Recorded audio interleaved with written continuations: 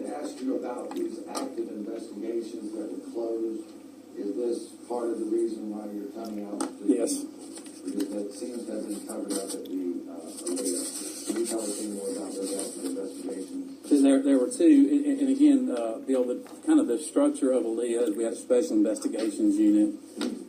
There were two active investigations, public corruption investigations.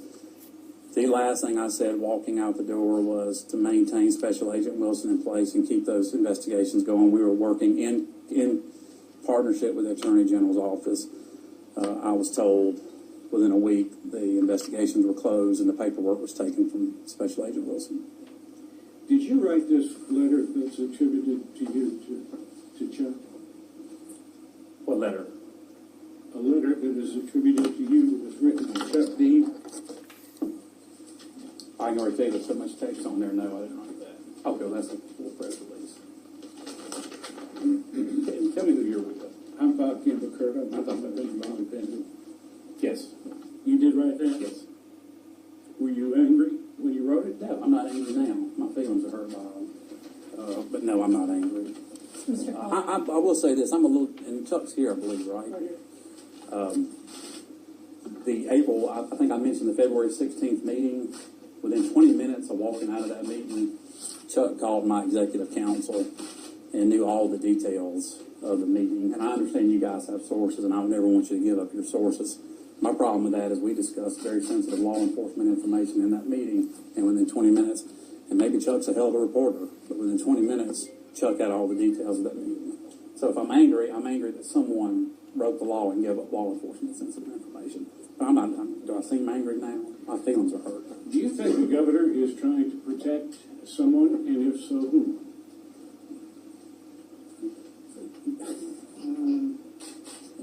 I think it speaks for itself. Yeah, because of the ongoing nature of this, I can't answer that one. Would it be the people the investigations that were ended when you were terminated, or when you were reassigned, put on leave?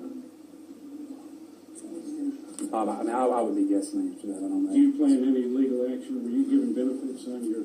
Oh, I haven't even been given the courtesy of a phone call or a text message. I learned from one of y'all's text messages, one of y'all's social medias. It's so early right now to decide what exactly we're going to do.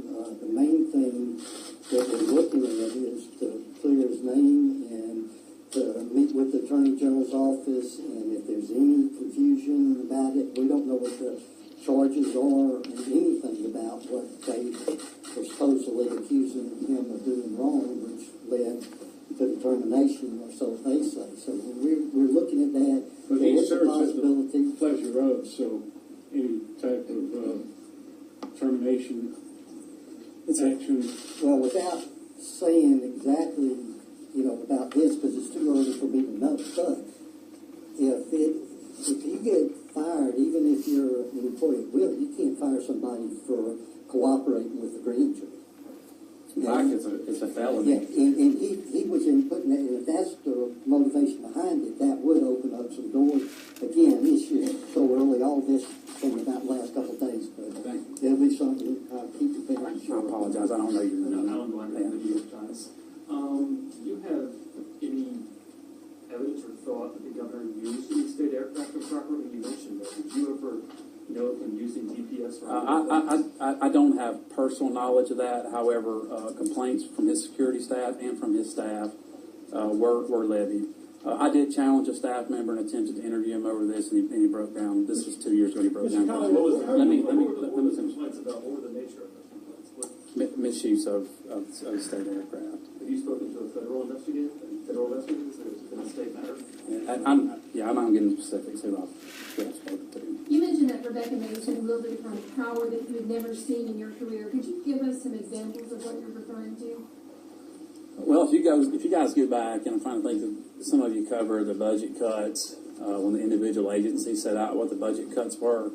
That meeting was conducted with Rebecca Mason, and she helped every agency determine what our cuts and what our actions were going to be. Did she order the parks closed or the? Bill, I don't know if she ordered it. She She worked on the, I can speak for the driver's license part because it was ours. She was deeply involved in that, which, you know, what's her title? I think senior political advisor or something. What's her title? Sorry, Kim. Can you give us some specifics of the conversation, the recording? Was it an in-person conversation, a phone conversation? Do you hear both parties, one party, and can you give us a little bit more about what was said on that call? Yeah, you see any reason? I mean, it's been printed. I guess I think John scooped everyone. He got it. I can say this unequivocally. There was no way to explain it as anything other than sexual or romantic in nature. Body parts were mentioned. And at one point, a statement was given: if we're going to do what we did yesterday, we need to lock the door. Did you hear one end of the conversation or both?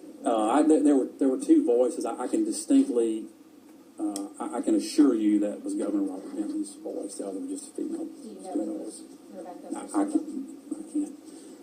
I would, and at one point when I confronted the governor on this August 5th, he said, "Well, that could have been someone in my family." That's just not the case. What are you saying, that he admitted? Did he admit a relationship? Yes. Did he admit saying something inappropriate? Less than a month ago, the governor told me that he was still madly in love with Rebecca Mason, but he was a man of honor and wouldn't ask her to divorce her husband. Can you respond to Stabler's denial of your charge that he found this sexually charged? I think the easiest, I think the easiest answer, Chuck, is let's find Ray Lewis and ask Ray Lewis. Stan brought it to his supervisor's attention, and then Ray, as I was Ray's supervisor, he brought it to my attention. What I'd recommend is find Ray Lewis and ask Ray Lewis. He'll tell you the truth. Do you feel that Rebecca Mason's relationship with the governor and vice versa got in the way of state business, and did it harm state business? Based on what you know. It was just a level of influence. She yielded more influence than Seth Hammett did. I can tell you that. Who made these recordings?